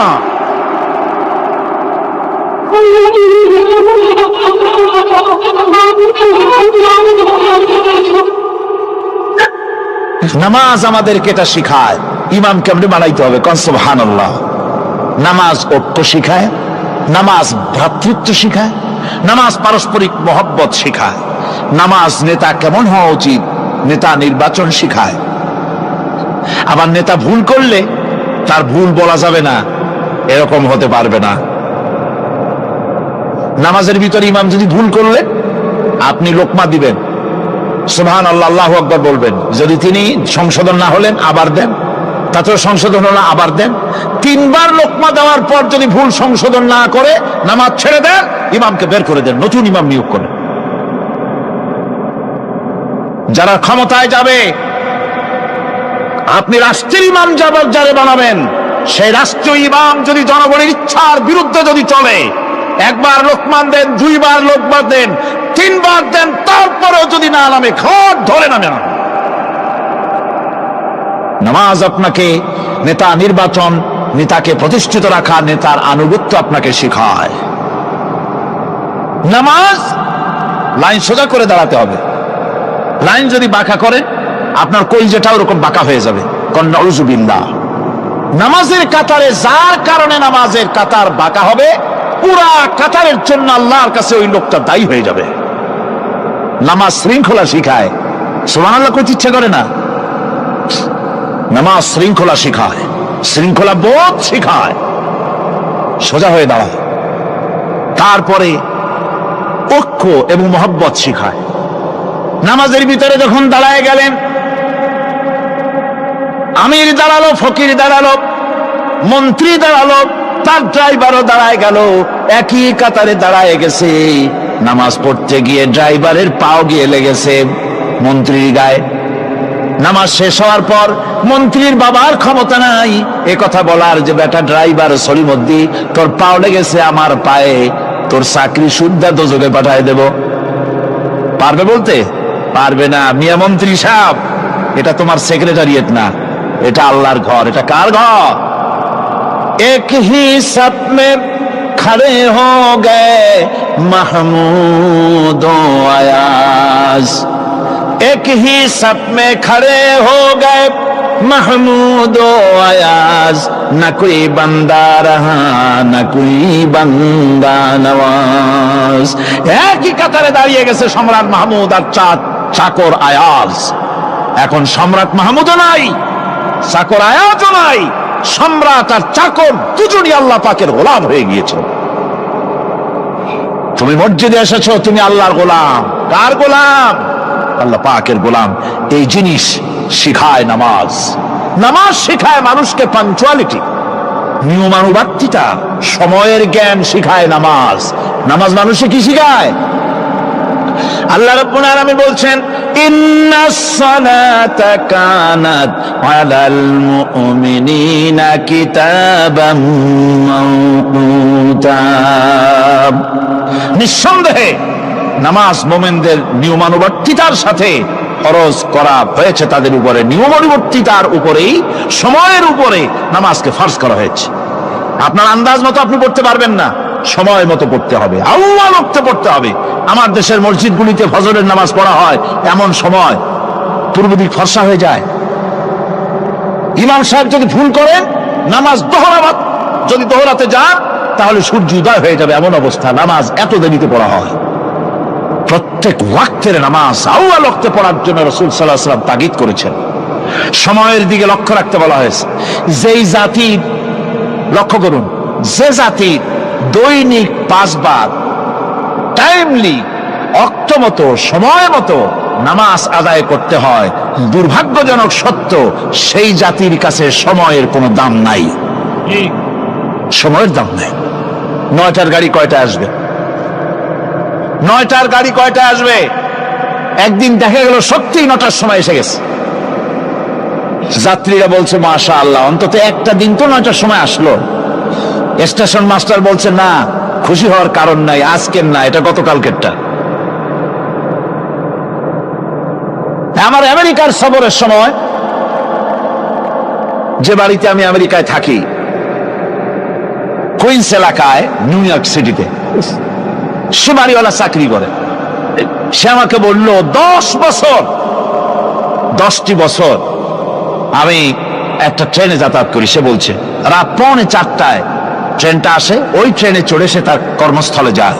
বলল 10টা বছর আমি এখানে আছি, 10 বছরের ভিতরে এই ট্রেনটা 1 মিনিটের জন্য এদিক ওদিক করলো না, ঠিক 3:45 এসে হাজির হয়ে গেছে। ঝড় হোক, বৃষ্টি হোক, স্নো পড়ুক, বরফ পড়ুক, টাইমলি চলতেছে। দুনিয়ায় ভিন্ন জাতিরা যে উন্নতি করে তার পেছনে সময়ের জ্ঞান তাদের অনেক বেশি আমাদের থেকে, কথা ঠিক কিনা? আমাদের সময় জ্ঞান নাই, সময়ের কোনো মূল্য আমরা দেই না। 2টার সময় মিটিং হবে, মন্ত্রী সাহেব আসেন 5টার সময়, ঠিক কিনা? বক্তৃতার জন্য সময় দেওয়া হয়েছে 20 মিনিট, নাহমাদু ওয়া নুসাল্লি আলা কইয়া সুর দিয়া 35 মিনিট গেছে নাহমাদু কইতে কইতে। সময় 20 মিনিট, তার মনেই নেই। এই যে সময়ের জ্ঞান নাই, এটা ব্যর্থতা। নামাজ মানুষকে সময়ের জ্ঞান শিখায়, কোন আলহামদুলিল্লাহ। এই সময়ের জ্ঞান আমাদেরকে শিখতে হবে। এবার আমি আপনাদের সামনে বলতে চাই, আল্লাহর নবী জনাবে মুহাম্মদ রাসূলুল্লাহ সাল্লাল্লাহু আলাইহি ওয়াসাল্লাম নামাজের ব্যাপারে কি বলছেন। এতক্ষণ তো আল্লাহর কথা শোনালাম, কার কথা শোনাইস? আমার আল্লাহর নবী বলেন, নবীকে প্রশ্ন করা হলো, ইয়া রাসূলুল্লাহ আইয়ু শাইইন আহাব্বু ইনদাল্লাহি ফিল ইসলাম, ইসলামের মধ্যে আল্লাহর কাছে কোন জিনিসটা বেশি প্রিয়? আল্লাহর কাছে ইসলামের কোন জিনিসটা বেশি প্রিয়? হুজুর বললেন as-salatu li waqtiha, মান তারাকা সালাতান ফালা দীন লাহু ওয়াস-সালাতু ইমাদুদ্দিন। আল্লাহর কাছে সবচাইতে বেশি প্রিয় হচ্ছে নামাজ। সবচাইতে প্রিয় কি? নামাজ। ওয়াক্তমতো নামাজ আদায় করা আল্লাহ পাকের বেশি প্রিয়। আর এই নামাজ হচ্ছে দ্বীনের খুঁটি। এটা দ্বীনের কি? খুঁটি। এই যে খুঁটিগুলো আছে, খুঁটিগুলো ফালাই দিলে তারপর আপনার এই প্যান্ডেল থাকবে? থাকবে না। বিল্ডিং এর পিলার ভেঙে দেন, বিল্ডিং টিকবে? ঘরের খুঁটিগুলি উড়াই ফেলেন, ঘর টিকবে? টিকবে না। দ্বীনের খুঁটি হচ্ছে নামাজ। লা দীনা লিমান লা সালাতা লাহু, যার কাছে দ্বীন নাই, যার কাছে নামাজ নাই, তার কাছে কি নাই? দ্বীন নাই, ঈমান নাই। আল্লাহর নবী বলেছেন, ওয়ান জাবির রাদিয়াল্লাহু তাআলা আনহু قال قال رسول الله صلى الله عليه وسلم بين العبد وبين الكفر ترك الصلاة। আল্লাহ পাকের নবী বলেন, আল্লাহর বান্দার মুমিন, আল্লাহর বান্দার কাফের, দুইজনের মধ্যে পার্থক্য হলো যে ব্যক্তি নামাজ পড়ে সে আল্লাহর গোলাম, যে নামাজ পড়ে না সে কাফের হয়ে গেল। যে নামাজ পড়লো না সে কাফের হয়ে গেল। মান তারাকা সালাতান মুতাআম্মিদান ফাকাদ কাফারা, যে ব্যক্তি ইচ্ছে করে নামাজ ছেড়ে দিল সে কাফের হয়ে গেল। বলেন নাউযুবিল্লাহি মিন যালিক। এই জন্য নামাজ আদায় করা বাধ্যতামূলক প্রত্যেকটি মুসলমানের জন্য। রাসূল করিম সাল্লাল্লাহু আলাইহি সাল্লাম একটা দৃষ্টান্ত দিয়েছেন, কারো বাড়ির সামনে যদি একটা নাহার থাকে, একটা পুকুর থাকে, একটা খাল থাকে প্রবাহিত, এতে যদি ওই বাড়িওয়ালা দৈনিক 5 বার গোসল করে তাহলে তার গায়ে কি কোনো ময়লা থাকে? হুজুর, সাহাবীরা বললেন না হুজুর, থাকে না। হুজুর বললেন এটাই হলো নামাজের দৃষ্টান্ত। 5 ওয়াক্ত নামাজ যে আদায় করবে সে গুনাহ থেকে আল্লাহ পাক তাকে পবিত্র করে দিবেন। সুবহানাল্লাহি ওয়া বিহামদিহি। আমার ভাইরা, নামাজ পড়লে পরে এক জুমা থেকে আর এক জুমা পর্যন্ত মানুষ যে সমস্ত গুনাহ করে, কবিরা গুনাহগুলি বাদে, শিরক আর কবিরা গুনাহগুলি বাদে যত গুনাহ আছে তার কাফারা হয়ে যায়। নামাজ যে সঠিকভাবে আদায় করবে, এই নামাজটা একটা কঠিন কাজ। নামাজটা কি কাজ? কে বলতেছেন এ কথা? আল্লাহ পাক। وإنها لكبيرة إلا على الخاشعين। নামাজ একটা ভারী জিনিস, একটা কঠিন জিনিস। কাদের জন্য কঠিন নয়? যারা নাকি আল্লাহ পাককে ভয় করে। الذين يظنون أنهم ملاقو ربهم وأنهم إليه راجعون। যারা নাকি একথা মনের ভিতরে ধারণা করে যে আল্লাহ রাব্বুল আলামিনের দরবারে আমার হাজির হওয়া লাগবে, মোলাকাত করা লাগবে, এই চিন্তা যারা করে তাদের জন্য নামাজ মোটেই কষ্টকর নয়, নামাজ মোটেই তাদের জন্য অসহনীয় নয়, বোঝা নয়, ভার নয়। তারা নামাজ আদায় ঠিকই করবে। এই জন্য বিবি বাল বাচ্চা সকলকে নামাজের জন্য তাকিদ করতে হবে। যত ভাই এখানে এসেছেন নিজেরা পড়বেন, বিবি বাল বাচ্চাকে তাকিদ করবেন। আল্লাহ পাক বলছেন ওয়ানজির আশিরাতাকাল আকরাবিন, তোমার নিকটবর্তী যারা আছে তাদেরকে তুমি আল্লাহর ভয় দেখাও। নামাজের জন্য তাদেরকে বলো, আল্লাহর ভয় তাদের অন্তঃকরণের মধ্যে সৃষ্টি করে দাও। আর এই নামাজ পড়তে হবে জামাতের সাথে।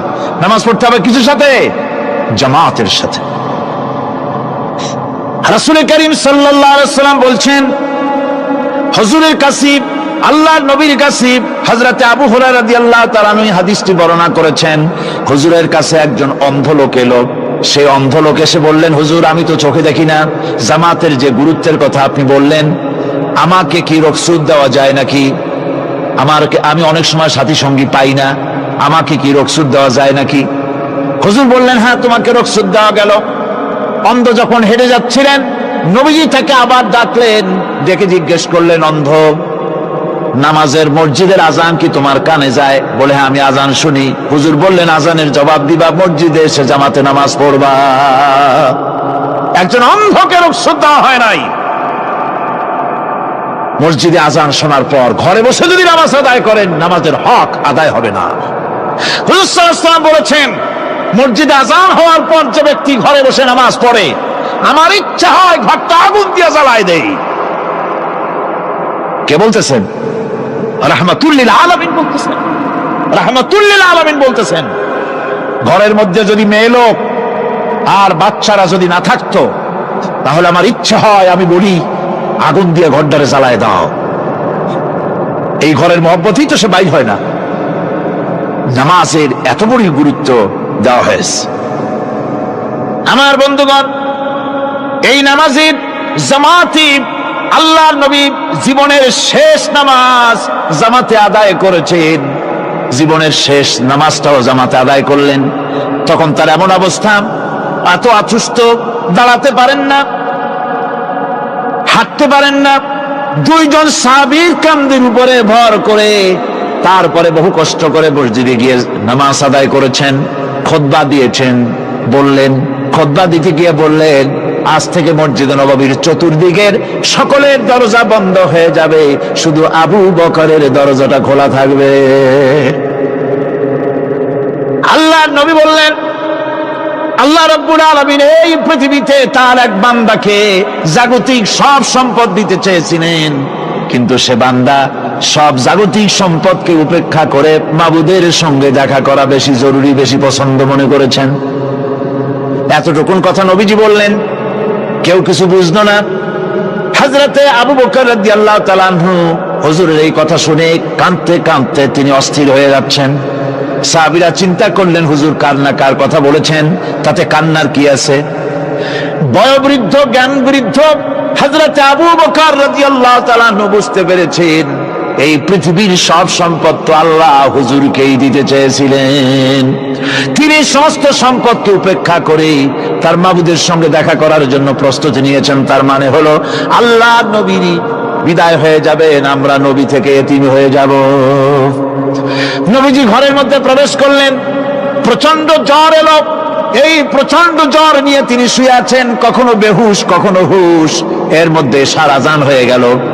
সাহাবীরা বহুক্ষণ অপেক্ষা করে হযরত আবু বকরের ইমামতিতে নামাজ শুরু করলেন। হুজুরের হুশ এলো। প্রশ্ন করলেন, আয়েশা রে, এখন কোন সময়? হযরত আয়েশা বলেন, ইয়া রাসূলুল্লাহ, মসজিদে নববীতে নামাজ শুরু হয়ে গেছে। সাহাবীরা অনেকক্ষণ অপেক্ষা করে আমার বাবার ইমামতিতে। নামাজ পড়তেছে সবাই, কিন্তু সাহাবীরা কেঁদে কেঁদে নামাজের মধ্যেই কাঁদতে কাঁদতে অস্থির হয়ে যাচ্ছে। তাদের মনের ধারণা হয়েছে নবীজির পেছনে নামাজ পড়ার কিসমত থেকে তারা মাহরুম হয়ে গেল। নবীজি বলেন, আয়েশা দরজা খুলে দাও আর আমার মাথাটা একটু উঁচু করে ধরো, আমি একটু নামাজের দৃশ্যটা দেখি। দরজা খুলে দেওয়া হলো, নবীজির মাথা উঁচু করে ধরা হলো। নামাজের জামাতের দৃশ্য দেখে নবীজি আবার শুয়ে পড়লেন। হযরত মা আয়েশা লক্ষ্য করে দেখেন নবীজির দুই চোখের কোনা দিয়া পানি পড়তেছে। মা আয়েশা জিজ্ঞেস করেন, ইয়া রাসূলুল্লাহ, নামাজের দৃশ্য দেখে চোখে কেন পানি এলো? হুজুর বলেন, আয়েশা রে, এটা কোনো দুঃখের পানি নয়, এটা তৃপ্তির পানি। এই যে জামাত নামাজ পড়তেছে লোকেরা, এই জামাত কায়েমের জন্য তায়েফের ময়দানে অনেক রক্ত আমার ঝরেছে, উহুদের ময়দানে দান্দার মোবারক শহীদ হয়েছে, সাহাবায়ে কেরাম জীবন দিয়েছে। এই যে জামাত আমি দেখতে পেলাম, ভবিষ্যতের একটা ছবি যেন চোখে ধরা পড়লো। আমার মনে হলো কিয়ামত পর্যন্ত এই পৃথিবীতে আমার যত উম্মত আসবে তারা এইভাবে করে জামাতে নামাজ আদায় করবে। নবীজি মাথার কাছে মালাকুল মউত যখন এসে গেছেন, আমার ভাইরা, এই পৃথিবীতে যত নবীরা এসেছিলেন মৃত্যুর সময় সমস্ত নবীরা শেষ কথা যেটা বলেছেন, হাদিস, সমস্ত নবীরা উম্মতের জন্য মৃত্যুর মুহূর্তে শেষ কথা যেটা বলেছেন সেটা হলো আসসালাত, আসসালাত, নামাজ, নামাজ। আমার নবী যখন বিদায় হয়ে যান, বিদায় মুহূর্তে মেয়ের কথা বললেন না, কলিজার টুকরা নাতির কথা বললেন না, জামাইয়ের কথা বললেন না, স্ত্রীর কথা বললেন না, মৃত্যুর সময় শেষ কথা বললেন আসসালাত, আসসালাত ওয়া মা মালাকাত আইমানুকুম, নামাজ, নামাজ, আমার উম্মতেরা নামাজ, আমার উম্মতেরা নামাজ ছেড়ে দিও না, নামাজ। যে নবী উম্মতের জন্য এত কাঁদলেন, নামাজের জন্য এত কথা বলে গেলেন, আল্লাহ রাব্বুল আলামিন নামাজের জন্য এত নির্দেশ করলেন, নবীজি ইন্তেকালের সময় নামাজের কথা বলে দিলেন, সেই মুসলমান আজ নামাজ আদায় করে না, নামাজ পড়ে তো নামাজ শুদ্ধ হয় না। হযরত হুযায়ফা রাদিয়াল্লাহু তাআলা আনহু তিনি একবার ইয়েমেন সফর করেছিলেন, এক মসজিদে নামাজ পড়লেন, একজনকে তিনি নামাজ পড়তে দেখলেন, নামাজ পড়তে দেখে তিনি অপেক্ষা করলেন, লোকটার নামাজ হয়ে যাওয়ার পর তিনি প্রশ্ন করলেন, আল্লাহর বান্দা, তুমি কতদিন এরকমের নামাজ পড়তেছো? তিনি বললেন, প্রায় 40 বছর তো হবে আমি এরকম নামাজ পড়তেছি। হযরতে হুযায়ফা বলেন, তুমি কি আমারে চেনো? কয়, না, চিনি না। হযরত হুযায়ফা বললেন, আল্লাহর বান্দা শোনো, আমি হচ্ছি আল্লাহর নবী মুহাম্মদুর রাসূলুল্লাহ সাল্লাল্লাহু আলাইহি সাল্লামের সাহাবী হুযায়ফা। ও আল্লাহর বান্দা, তুমি যেভাবে নামাজ পড়েছো এইরকম যদি 40 বছর নামাজ পড়ে থাকো, আল্লাহর কসম করে বলি, নবীজি যে নামাজ শিখাইছেন তোমার সে নামাজ হয় নাই, রাসূলুল্লাহ নামাজ হয় নাই, নামাজ পড়লেই হবে না। রাসূলুল্লাহ বলেছেন, সাল্লু কামা রাআইতুমুনি উসাল্লি, নামাজ পড়ো সেইভাবে যেভাবে আমারে পড়তে দেখো। বিশ্বাস করুন ভাইরা, নামাজ যদি না হয়, হরতাল করিয়া, মিছিল করিয়া, বিক্ষোভ করিয়া, যে কোনো আন্দোলন করে ইসলামকে বিজয়ী করা যাবে না যতক্ষণ পর্যন্ত নামাজ সহি না হবে। নামাজ হচ্ছে ফাউন্ডেশন, নামাজ নাই কিচ্ছু নাই। ঠুকঠাক করে 2টা সেজদা দিয়ে উঠে যাবেন, আপনার ইসলামী আন্দোলনের 4 পয়সার দাম নাই। নামাজ আগে, জিহাদের ময়দানেও নামাজ, যেখানে আছেন ওখানেই নামাজ পড়তে হবে, আর তা পড়তে হবে আদবের সাথে, মুহাব্বতের সাথে। অন্তত 1 তাসবিহ পরিমাণ তো বটেই। যদি তা না হয়, রুকুর থেকে দাঁড়ালেন, সেজদায় চলে গেলেন, ওয়াজিব তরক হলো, সেজদা দিলেন না, নামাজ ফাসেদ হয়ে গেল, নষ্ট হয়ে গেল নামাজ। এটা পাগলামি না, নামাজ সহিভাবে আদায় করতে হবে। নামাজ থেকে দাঁড়াবেন, রুকুর থেকে দাঁড়ায় গেলেন, বলবেন রব্বানা লাকাল হামদ, কোন রব্বানা লাকাল হামদ হামদান কাসীরান তাইয়িবান মুবারাকান ফিহি। একজন সাহাবী এই দোয়াটা পড়ছিলেন। নামাজ শেষ করে আল্লাহর নবী প্রশ্ন করলেন, নামাজের ভিতরে অতিরিক্ত এই কথাগুলি কে বলেছো? সাহাবী ভয় পেয়ে গেলেন, ভয় ভয় তিনি বললেন, হুজুর আমি বলেছি। হুজুর বললেন, তুমি জানো না আমি নবী, তুমি নবী না, আমি যা দেখি তুমি দেখতে পাও না। তুমি যখন এই দোয়াটা পড়তেছিলে আমি লক্ষ্য করেছিলাম আল্লাহর রহমতের ফেরেশতারা প্রতিযোগিতা করতেছিল তোমার আমল নামায় কে কত বেশি নেকি লিখবে। রুকুতে দাঁড়ায়া এটা পড়বেন, সেজদায় চলে যাবেন, দুই সেজদার মাঝখানে ততক্ষণ বসে থাকবেন যতক্ষণ একটা সেজদার ভিতরে ছিলেন। পড়বেন আল্লাহুম্মা গফিরলি ওয়ারহামনি ওয়াহদিনি ওয়াআফিনি ওয়ারযুকনি। নামাজের মধ্যে দোয়া করতেছেন, আল্লাহ আমারে ক্ষমা করে দাও। এসব দোয়া সব হুজুরের। আমাকে ক্ষমা করো, আমাকে হেদায়েত দাও, আমাকে সুস্থ করো, আমাকে রহম করো, আমাকে রিজিক দাও। সুবহানাল্লাহ। নামাজের ভিতরে দোয়া কবুলের সময়, নামাজের সেজদার ভিতরে দোয়া কবুল হয়। এইভাবে করে রাসূল করিম সাল্লাল্লাহু আলাইহি ওয়াসাল্লামের নামাজটা কেমন হাক্কানি উলামাদের কাছ থেকে জেনে নেবেন। যেহেতু হুজুর বলেছেন সাল্লু কামা রাআইতুমুনি উসাল্লি, নামাজ পড়ো সেইভাবে যেভাবে আমাকে পড়তে দেখো। নামাজের ভিতরে একাগ্রতা লাগবে, ভালোবাসা লাগবে, ভয় লাগবে, মুহাব্বত লাগবে। পরিপূর্ণ সময় নিয়ে শান্তিপূর্ণভাবে নামাজ পড়তে হবে। আর যত তাড়াহুড়া সব হচ্ছে নামাজের মধ্যে, ঠিক কিনা ভাইরা? রাসূল করিম সাল্লাল্লাহু আলাইহি ওয়াসাল্লামের যে নামাজ, হুজুর যেভাবে নামাজ পড়েছেন হাদিসে যা পাওয়া যায়, হাদিসে বুখারীতে সব আছে, দেখে নেবেন, সেইভাবে নামাজটা আদায় করে নেবেন। কিয়ামতের দিন আল্লাহ রাব্বুল আলামিন সর্বপ্রথম বান্দাকে প্রশ্ন করবেন কি? বুখারী শরীফে এসেছে, আন আবি হুরায়রা রাদিয়াল্লাহু তাআলা قال سمعت رسول الله صلى الله عليه وسلم يقول إنما يحاسب به العبد يوم القيامة من عمله صلاته। বুখারী শরীফের হাদিস। আল্লাহ রাব্বুল আলামিনের নবী বলেন, হযরত আবু হুরায়রা হাদিস খানা বর্ণনা করেছেন, তিনি বলেন যে আমি রাসূলের মুখে শুনেছি কিয়ামতের দিন আল্লাহ রাব্বুল আলামিন সর্বপ্রথম তার বান্দার কাছে প্রশ্ন করবেন, বান্দা নামাজ আদায় করেছিলি কিনা? নামাজ সর্বপ্রথম প্রশ্ন। যেরকম সর্বপ্রথম প্রশ্নটা কি? নামাজ। এই নামাজ আপনার বাচ্চাদেরকে যখন 7 বছর বয়স হবে নামাজের হুকুম করবেন। 10 বছরে নামাজ না পড়লে প্রহার করতে বলা হয়েছে। নামাজের জন্য কড়াকড়ি করতে হবে। পুরুষ নারী মেয়েদের মাসের ভিতরে কখনো কখনো তাদের যে সমস্ত মাসলা মাসাইল আছে সেই অনুযায়ী কখনো তাদের ক্ষমা আছে, বাকি তাদের নামাজ পড়তে হবে। আর পুরুষের জন্য পাগল হয়ে যাওয়া, বেহুশ হয়ে যাওয়া ছাড়া নামাজ মাপ নাই, নামাজ পড়তেই হবে। এই যে নামাজ, যে নামাজ না হলে ঈমান থাকবে না, ঈমান নষ্ট হবে, কিয়ামতে জাহান্নামে যাওয়া লাগবে, এসব কথা শোনার পর আজকের তাফসীরুল কোরআন মাহফিলে আমরা কি ওয়াদা করতে পারি যে আমরা মালাকুল মউত যতক্ষণ পর্যন্ত আমাদের মাথার কাছে না আসবে নামাজ ছেড়ে দেব না? এই ওয়াদা কি করতে পারি? 2 হাত উঁচু করুন, বলেন ইয়া আল্লাহ, আমি তোমার নামে শপথ করছি যতদিন মালাকুল মউত আমার মাথার কাছে না আসতেছে ততদিন পর্যন্ত ফরজ নামাজ, ফরজ রোজা ছেড়ে দেব না। ইয়া আল্লাহ, মৃত্যু পর্যন্ত আমার এই ওয়াদা পালনের তৌফিক আমাকে দান করো, আমিন। আল্লাহ পাক আমাদের এই ওয়াদা মঞ্জুর করুন, জোরে কোন আমিন।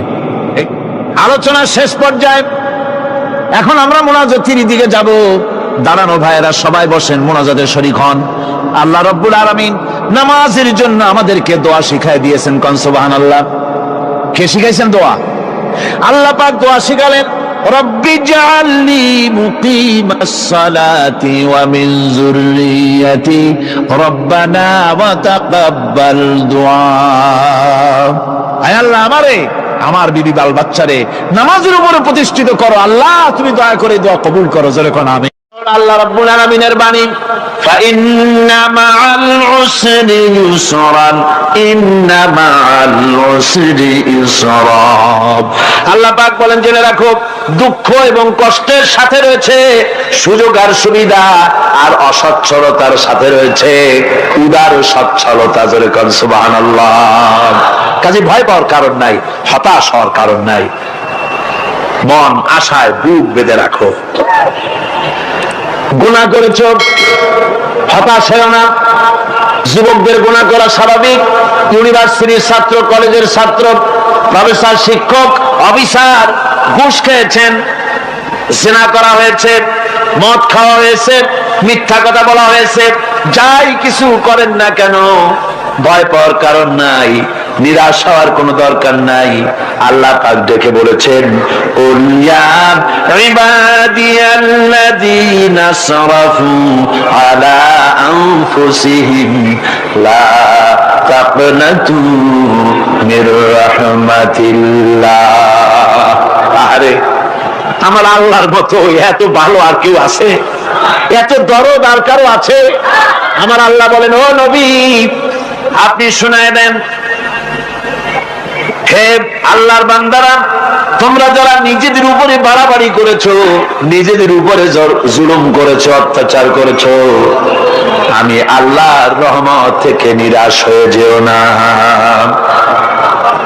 মানুষ যদি অপরাধ করে, বাপের সাথে অপরাধ করেছে, মায়ের সাথে অপরাধ করেছে, মা বাবা সন্তানের চাইতে এত বড় কল্যাণকামী তো আর কেউ নাই, কিন্তু মা বাবা কোনোদিন বলে না আয় আমার ছেলে তোরে মাফ করে দেই, এরকম বলে নাকি?